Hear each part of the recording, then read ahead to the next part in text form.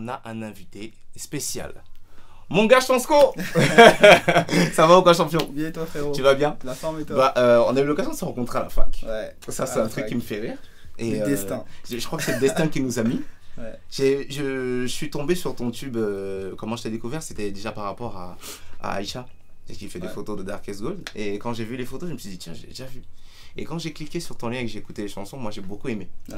Et la première question que moi j'ai envie de te poser, c'est je sais que tu as beaucoup d'influence américaine. Ouais. Et moi j'ai remarqué, c'était surtout déjà dans le, je vais dire, dans le style de cheveux. Et aussi dans l'écoute, j'avais l'impression qu'il y avait un peu de Travis Scott. Ouais. Est-ce que c'est moi ou est-ce que c'est voulu? Est-ce que tu en as d'autres? Est-ce que tu peux me donner tes influences? Et est-ce que Travis Scott en fait partie? Ouais, mais tu vois, je fais pas une fixette sur Travis Scott. C'est un mec qui inspire, parce qu'il est arrivé avec son univers son directement. Côté créatif, les longs cheveux, le style un peu décalé tout en noir, tout ça, ça c'était lourd. Mais non, dans mes influences, j'écoute pas forcément ce que je fais moi. J'écoute beaucoup de Dom Kennedy, j'écoute beaucoup de Kendrick Lamar. Kendrick qui m'a grave inspiré, À un moment je rappais comme lui et tout ça, genre au début, mais bon après j'ai arrêté le kickage, je me suis mis plus à l'autotune. Mais ouais, Kendrick Lamar, après tu vois il y a des petites têtes aussi, des petits rappeurs pas très connus, genre Sean Leon. C'est des gens c'est des gens de la scène de Toronto, mais tu vois des gens des gens un peu underground, mais qu'ils envoient à mort. Donc ouais non, après c'est pas spécialement que Travis Scott. C'est pas totalement que Travis Scott. Non. Et franchement, je fais vraiment pas de fixette sur un artiste en fait. Ok, d'accord. Donc t'es plutôt quelqu'un de polyvalent, quoi. T'écoutes du tout? Ouais, j'écoute du tout. C'est genre, par exemple, pour moi, quand j'entends Kendrick, c'est un rappeur assez. Je vais dire, c'est de l'engagé, mais c'est du mainstream en même temps. Tu vois, il arrive à combiner les deux. Et t'as J. Cole qui est complètement différent, qui est plutôt dans un univers un peu calme.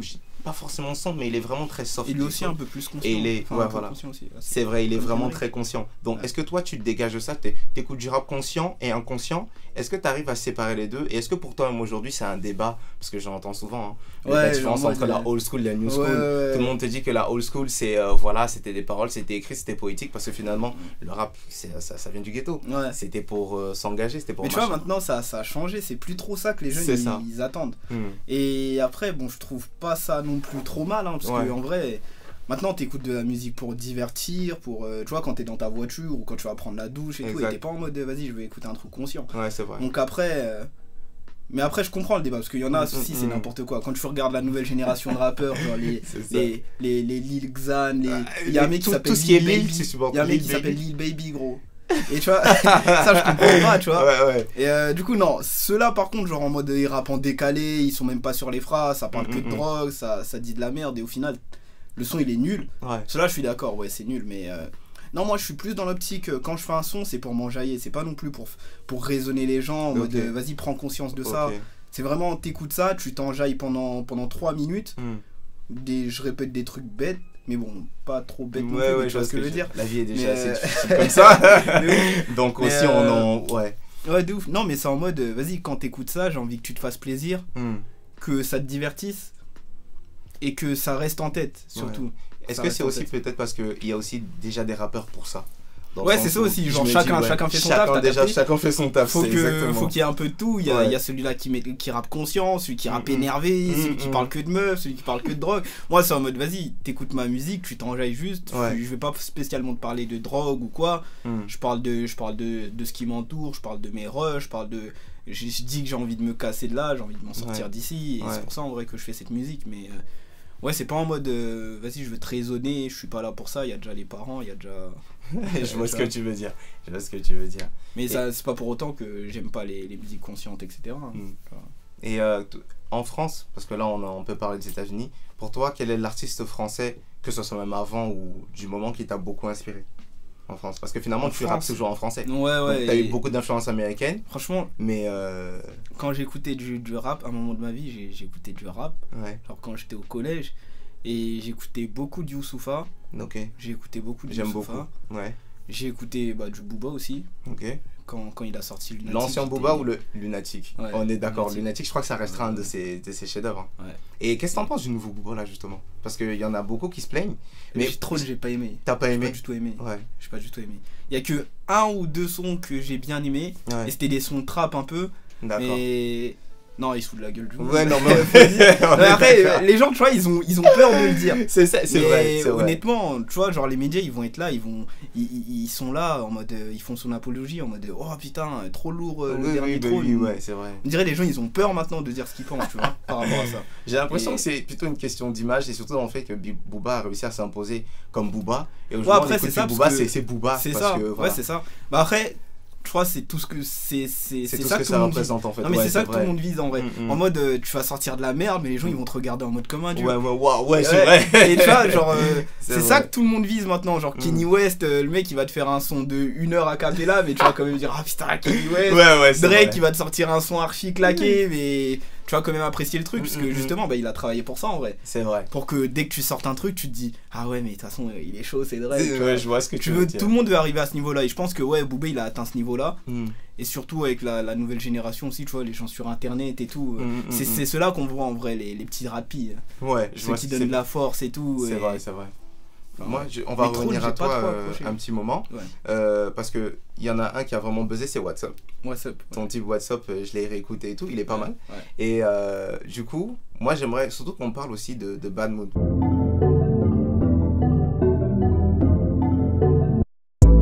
Elle veut choisir son pic, mais c'est mort. Elle veut Zanouti, mais c'est mort. Elle me veut toute la nuit, mais c'est mort. Quand je la vois, je me tire et je fais le mort. Garde un secret bloqué sur ton face. Garde un secret. Moi, c'est celle que j'ai préférée, très honnêtement. Ouais. J'ai vu le 2, je sais pas, peut-être j'ai raté le 1. C'est-à-dire qu'il y a une histoire derrière Bad Mood. Est-ce que tu peux m'expliquer l'histoire de Bad Mood? En fait, parce que finalement, c'est très particulier. En fait, tu vois, déjà, faut savoir qu'un bad mood, j'utilise ce terme avec un gars à moi, un beatmaker Shabs, c'est quand t'arrives à rien faire, quand t'es contre-productif, quand c'est le trou noir dans ta tête et genre dès que t'essaies de faire de la musique, c'est de la merde, tu vois. Et ça, en fait, c'est un bad mood, ça. Et donc, en fait, un jour, j'étais dans un bad mood et sur Instagram, j'ai commencé à publier des vidéos et j'ai publié une vidéo que j'ai appelée Bad Mood. Enfin, j'ai publié une vidéo et sur laquelle j'ai écrit que ça c'était un bad mood et j'ai donné la définition. Et c'était une instru de merde que je venais de faire comme ça, j'avais fait une petite top line dessus et ça donnait pas grand chose quoi. Et à la suite de ça, j'ai posté une deuxième vidéo où j'ai fait une instru, j'ai fait un petit yaourt et je l'ai appelé Bad Mood 2. Et ce Bad Mood 2 là, c'est le son qui est sorti là. C'est pour ça que je l'ai appelé Bad Mood 2. En vrai, il n'y a pas de Bad Mood 1. Le Bad Mood 1 c'est juste le petit snap là, l'Insta Story. Et enfin après ça, ouais, pour les gens qui ont suivi, je pense sur mon Instagram, ils ont un peu compris, mais je l'ai réexpliqué aussi auparavant. Mais il n'y a pas eu vraiment de Bad Mood 1 concrètement. Le Bad Mood 1 c'était juste la vidéo, je l'ai appelé le son Bad Mood 2 parce que c'était la deuxième vidéo que j'ai publiée du coup. D'accord. Parce que moi j'ai cru qu'il y avait juste au moins un truc, parce que dans le clip on entend souvent par rapport à une meuf et tout ça. Donc je me suis dit peut-être il y avait une histoire d'embrouille ou... Non bah justement tu vois le Bad Mood c'est quand t'arrives à rien. T'arrives à rien quoi. T'es là, t'es tout mou, et dans l'histoire, enfin dans l'état d'esprit j'ai essayé de transmettre ça dans le son, tu vois, c'est toujours le même schéma, j'en ai ras le bol, j'ai toujours même après 2 verres d'alcool, tu vois. J'ai essayé de rester dans ce bad mood là, un truc un peu sombre, mais l'instru elle t'emporte et là tu... C'est vrai.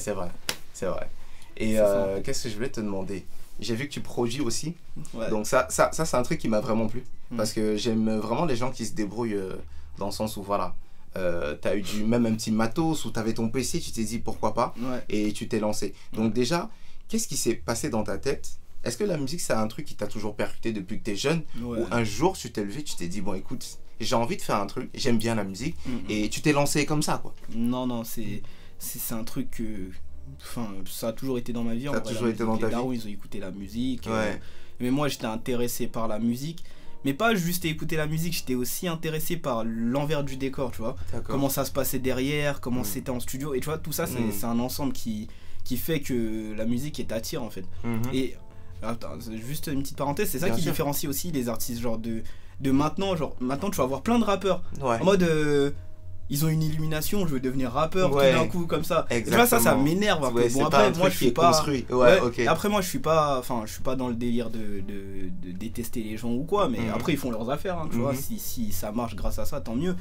Mais je trouve que il y a plein de gens maintenant, ils se mettent à rapper pour rien et tu comprends pas pourquoi, juste parce qu'ils ont vu qu'un tel rappait, un autre rappait, on se dire vas-y, hop, on va rapper et... Est-ce que c'est plutôt du côté de parce que nous on est vraiment une génération d'internet et de de star system, parce que maintenant quand il y a Instagram et maintenant quand il y a machin, on a l'impression qu'on peut se faire un peu connaître partout, et ce qui se disent dans leur tête, je pense, c'est surtout le pourquoi pas moi, tu vois, et c'est pas forcément des gens, je vais pas être méchant non plus, mais super talentueux, c'est des gars qui disent que si ça fait des vues et que ça apporte de l'oseille, autant que je le fasse, c'est ça.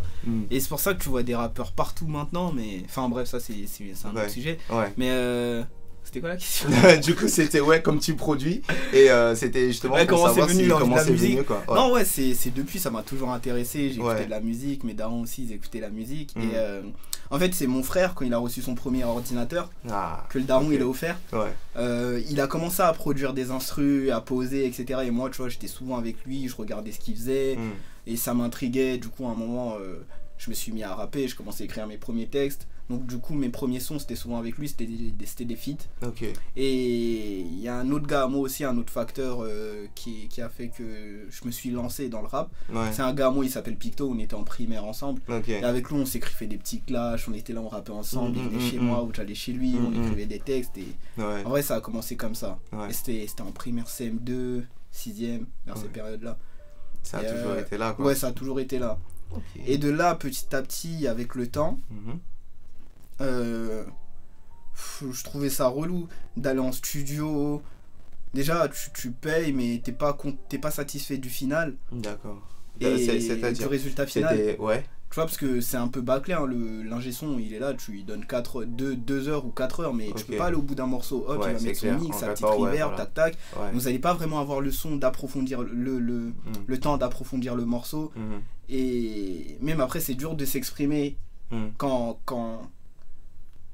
t'imagines le son d'une manière, mais tu vois, c'est dur à expliquer.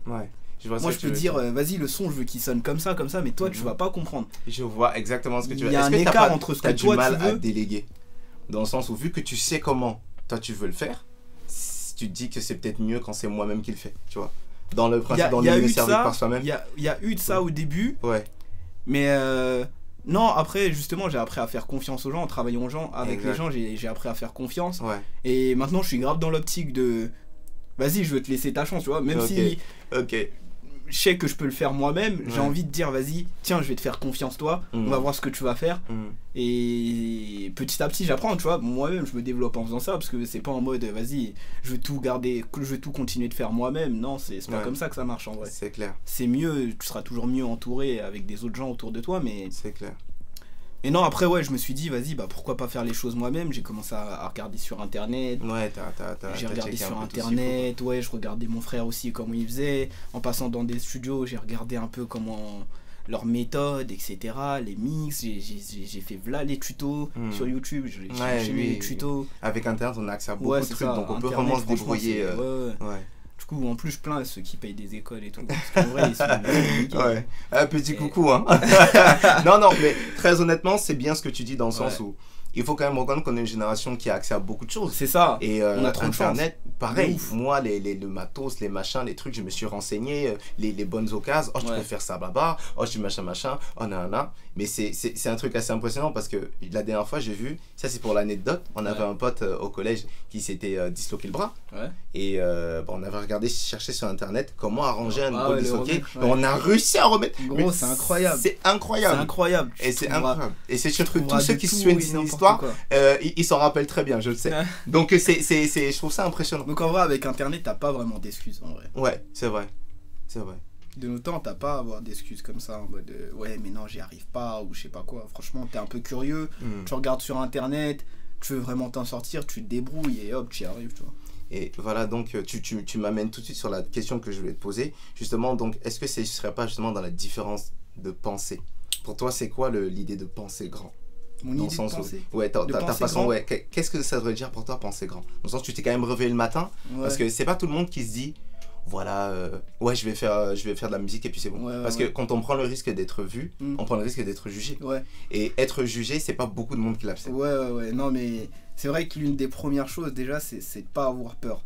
Peur d'échouer ou même peur du regard des gens. Ou ne pas avoir confiance en ce que tu fais, tu vois, ça c'est des trucs qui peuvent te détruire, ça, dès le début. Mais après, au fond, tu sais que ce que tu fais, c'est pas mauvais, et que de toute façon, c'est ce que t'aimes faire, au final. Donc en vrai, tu te bats pour ça, en vrai, si t'aimes pas, ok, y a pas de souci, mais moi, je kiffe faire ça, tu vois. Donc en vrai, je le fais. Mais après, mon modèle de pensée, c'est vraiment ne pas avoir peur de l'échec, et c'est vraiment que tout peut arriver à n'importe qui si tu le veux. Exact. Tu vois, il y a pas une personne qui va décider que non, toi, je veux pas que tu réussisses. Non, je veux pas que t'aies 1000 euros, t'auras jamais 1000 euros dans ta vie ou 1 million d'euros, tu vois. Parce que je veux dire, c'est que, en fait, l'univers, il est grand, il y a de la place pour tout le monde, et personne te restreint à faire une chose. Tu peux faire ce que tu veux, tu peux devenir ce que tu veux dans la vie, en vrai. C'est vrai. Et non, moi, c'est ça qui me motive, hein. Je sais que, après, ce que je fais, c'est pas du tout mauvais. Ça touche du monde, j'ai beaucoup de retours, ça motive. Dans l'idée d'avoir confiance en soi. Et je me souviens très bien, on avait déjà eu cette discussion et je m'avais dit un truc très vrai. C'est que quand tu présentes un truc avec conviction, les gens le prennent de manière différente. C'est parce que, comme tu l'avais dit, si jamais tu demandes ton avis sur un son à quelqu'un, il est pas encore sorti, c'est marrant comment il va te dire, oh, tu peux arranger ça là, machin. Moi, c'était pareil. Quand je demandais aux gens de donner leur avis sur mon truc, ou j'ai même proposé à des gens, ils m'ont dit, ouais, non, c'est pas. Mais quand t'imposes ton truc en mode, c'est comme ça changera pas.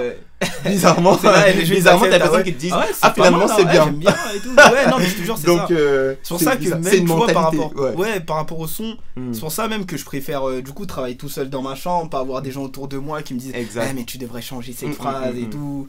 Parce que en vrai, non, je veux que ça soit comme ça en fait. Et au final, si je te présente le résultat final, tu vas kiffer en mode vas-y, c'est beau, j'aime bien.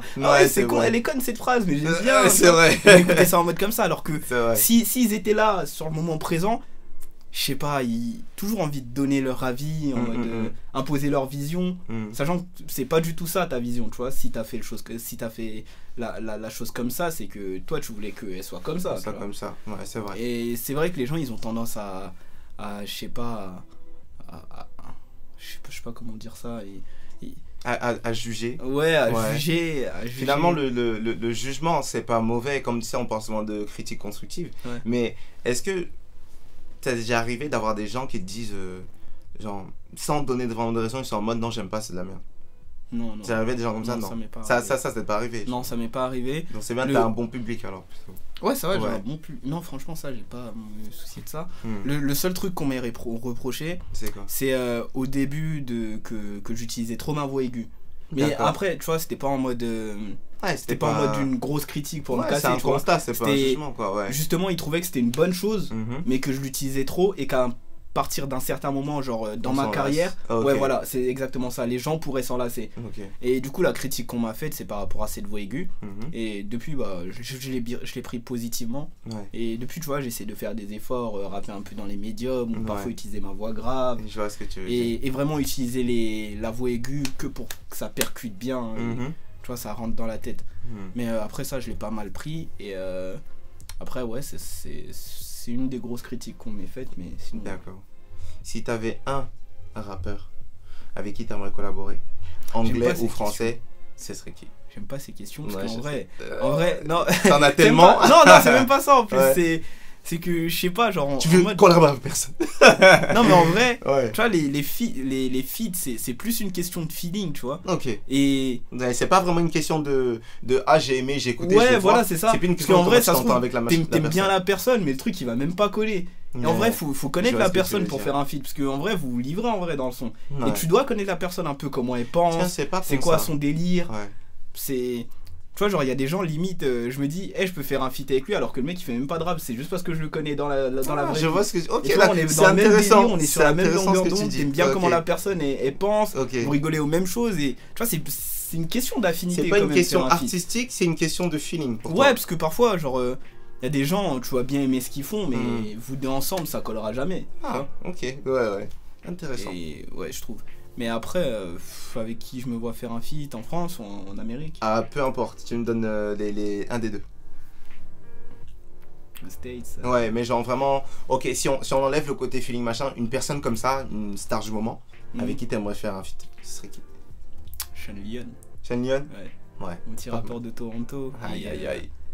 Sinon, en grosse tête. Lamar? Kendrick? Ouais, mais tu vois, c'est trop anticipé ça. Ouais, c'est trop facile. Kendrick, Lamar. Les gens ils s'y attendent. Ouais. Non, j'ai pas de. Je sais pas, non, franchement, je sais pas. Du coup, merci d'avoir suivi cette interview. Il y a eu sûrement un petit coupage entre temps, mais c'est pas trop grave, on vous avait rien manqué. Donc je pense que c'est un petit souci de logiciel et de caméra. Du coup, Chansko, est-ce que tu peux nous redonner tes pages et tout ça? Où est-ce qu'on peut te retrouver? Ouais, bien sûr, vous pouvez me trouver sur tous les réseaux sociaux. Je suis sur Facebook, sur Twitter, sur SoundCloud, sur Instagram, partout. C'est Chansko ou Love Chansko. Love Chansko sur Instagram. Et sinon, tout le reste, c'est Chansko. Je suis aussi sur toutes les plateformes de streaming. Que ça soit iTunes, Spotify, vous tapez Chansko, vous trouverez tout ce que j'ai sorti depuis le début. Et allez checker le dernier clip Bad Mood 2, c'est disponible sur allez checker le dernier titre Bad Mood 2, c'est disponible sur toutes les plateformes. Et c'est disponible sur ma chaîne YouTube. Continuez de partager ça et faites tourner ça à la famille. Nickel, vous avez tout ce qu'il faut en description, donc allez-y vraiment, vous avez toutes les informations sur Chansko, sur cette chaîne, donc abonnez-vous et n'oubliez pas, pensez grand. Et partagez. Et partagez à mort. Ciao. Aimez, parlez-en autour de vous. Yes. Simer, frérot. Merci à toi d'être venu. Y'a rien. Parfait. Eh bah c'est nickel. Parce que j'ai eu peur d'abord que... Oh c'est bon. Bah c'est bon là. Je t'inquiète, hein, le montage, je vais gérer ça. Hein. Wow.